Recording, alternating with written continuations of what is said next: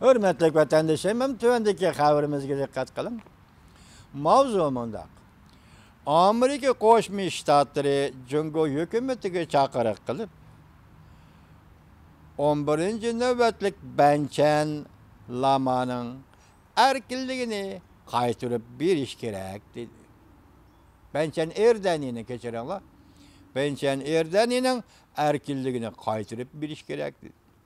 Mavzular xabar 4-27 Amerika ovozining Xitoy tili programmasi e'lon qilindi. Xabar undaq boshlanadi. Amerika Qo'shma Shtatlar Davlat Mahkamasi haftaning 4-kuni, ya'ni 26-kuni payshanba Jungo hukumatiga chaqiriq qilib, 11-navbatlik Banchan Erdani'ning erkinligini qaytarib berilishi kerak deb ko'rsatdi. Hamda Jungo doiralarining Tibetlarning diniy e'tiqodini yo'qotish, til va madaniyatini yo'qotishga diqqat qiladiganligini bildirdi. Amerika Qo'shma Shtatlar Davlat Mahkamasining bayonotchisi Navret mundaq ko'rsatdi. Jungo doiralari davomli tadbir qo'llanib, Tibetlarning diniy e'tiqodi, tili ve medeniyetini yo'qotmoqchi bo'lyapti. Jumladan Tibetlarning butxonasi, Yachingchi, Laurungchi butxonalarini bechit qildi, chaqavatdi. Biz Jungo hukumatiga chaqiriq qilamiz. Banchan Erdani'ning do'lan jinimani qo'yib berish kerak. Jinima qo'yib berilishi kerak. Jungo hukumati barliq kishilarning diniy e'tiqod erkinligini qo'g'daydigan xalqaro majburiyatni ijro qilish lozim. 1995-yili Dalay Lama 14-jinimani bola banchan qilib bekitgan. 95-yil Dalay Lama 14-jinimani bola banchan qilib bekitgan. 3 kundan keyin bola banchan jinima tuyuqsiz g'oyib bo'ldi. Jungo doiralari yana bir boshqa bolani Banchan Erdani deb jakaladi. 20 yildan beri Tibet sargardon hukumati jinimani qo'yib berishni bir qancha qatim talab qildi. Davlat Majlisi Kengash palatasi haftaning 4-kuni qaror ma'qullab, Tibet Budda muxlislari yashavatgan rayonlarda o'zlarining diniy doiralarini tiklash huquqini qo'llaydiganligini bildirdi. Bu qaror loyihasi Jungo Xalq Jamhuriyati hukumatining diniy faoliyatlarga har qanday aralashish unumsizdir, natijasizdir deb belgilan.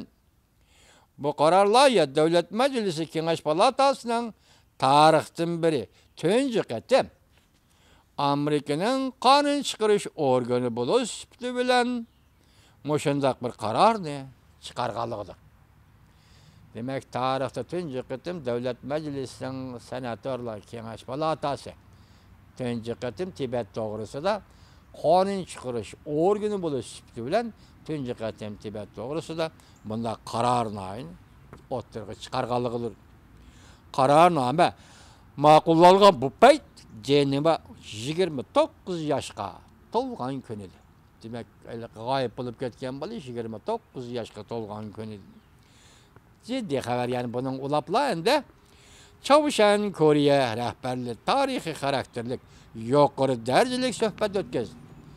Yuqorisi Tibet va Dalay Lamaning yoki Banchan Erdani'ning Banchan Erdani to'g'risida Amerika Davlat Majlisi Kengash palatasining qarori e'lon qilganligi endiki jiddiy xabar.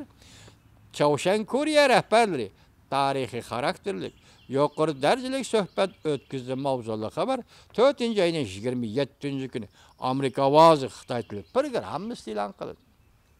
Xabar mundaq boshlandi. Koreya va Chavshan davlat rahbarlari davlat boshliqlarining tarixiy xarakterlik yig'inini o'tkazdi. Bu qatim yuqori darajalik uchrashuv kishilarning Chavshan yerim oralida va hatta xalqaro jamiyatning tegishli jihatlarda samimiy umid paydo qildi. Aksaray bayanat ilan qilib, Çavuşan yerim ağırlık xalqlariga tilakdoshligini bildirdi. Tamam, endilik yana bir xabar. 38. parallardan atlab ötüş qiyin emasken, nemiş ki bundaq uzun kütümez? Mavzulu xabar 4. ayının 27. günü Vanvet Tor beti ilan qılın. Xabar bundaq başlan. Çavuşanның rəhbəri Kim Jong-un 4. ayının 27. günü Benmin bilen hərbi işla sızıqıdan atlab ötüp Koreyanın prezidenti Moon Jae-in bilen görüştü. Bu görüşüş Çavuşan uruşudan keyin Çavuşan devlet rəhbərinin tunji qatım Koreya tupraqlarına qadam qoyğanlığıdır. 2000 yıl 6. ayda ötküzülgen Jin Da-jung bilen Jin Jong-ri söhbeti.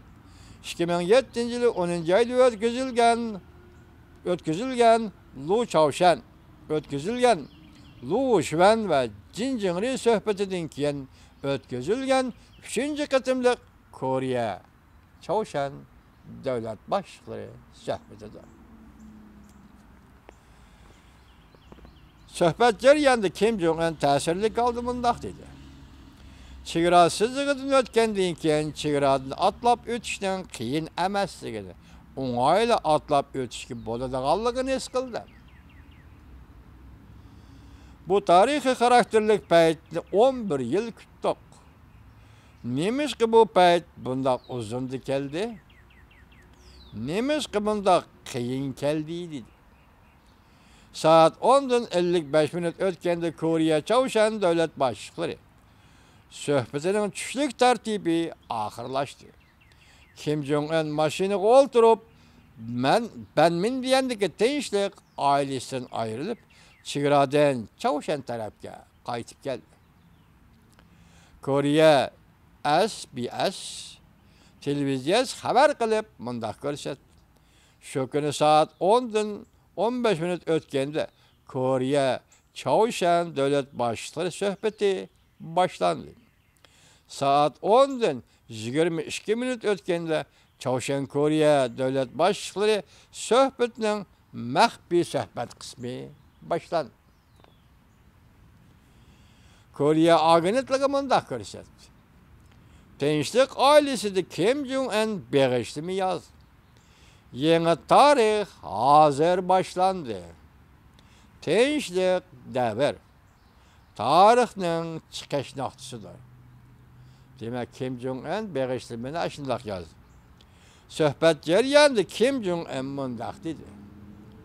Bu qatimqi söhbet Çavuşan Koreya tarixining yeni başlanış nuqtasidir, bir signal berdi.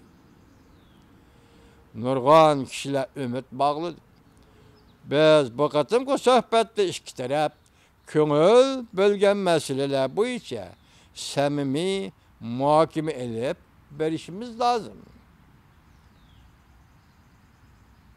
Yaxshi natijalarga erishishimiz lozim. 11 yilni to'liqlab olishimiz lozim. Asli nuqta qaytmasligimiz kerak. Kelgisiga yuzlanib, qo'l tutishib ilgirlab, barliq kishilarning umidiga javob qaytarishimiz lozim. Prezident Moon Jae-in bu qatimqi suhbatning butun dunyodagi tinchlikparvar kishilarga bir sovg'a bo'lib qolganligini umid qilaman, dedi Çavuşan yerim Arlı'da. İki devlet başçılarından söhbeti başlandı. Endi bundan keyinki vaziyet qandaq taraqqiy qiladi. Hozir ham butunlay buni ishinib ketkilim bo'lmaydi. Chunki bundaq shug'ullarni bir qancha qitim echib, va'da qilib, suhbatlarni fikr berib, Çavuşan hargiz o'zining va'dasi tutmaydigan ishni ishga oshira olgan emas. Har qitim va'dasi yenib oldi. Bu qitim qandaq bo'ldi? Ümitlik dünya Koreya yerim arıldı vaqalariga söhbetiga ümit bilan qarayotgandik. Yani shundaqla diqqat bilan qarashi lozimligini his qilyapti.